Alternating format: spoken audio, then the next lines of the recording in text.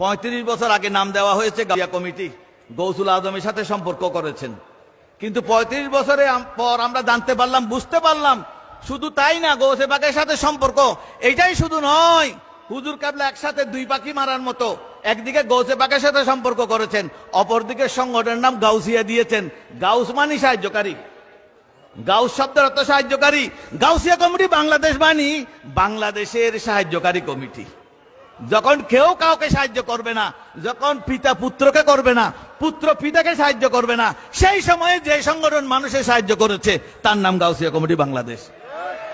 করোনার সময় আমরা দেখেছি বিএমডিবুতে যখন ট্রেনিং ওয়ালা দমকল বাহিনীর 11টা লাশ পড়ে গেল, কেউ আর ওদিকে যেতেই চাচ্ছে না, তখন সাহস করে যারা নারায়ে তাকবীর, নারায়ে রিসালাত, নারায়ে গাউসিয়া দিয়ে যারা আগুনের ভিতরে ঢুকে লাশ কাঁধে নিয়ে বের হয়েছে, তারা গাউসিয়া কমিটি বাংলাদেশ।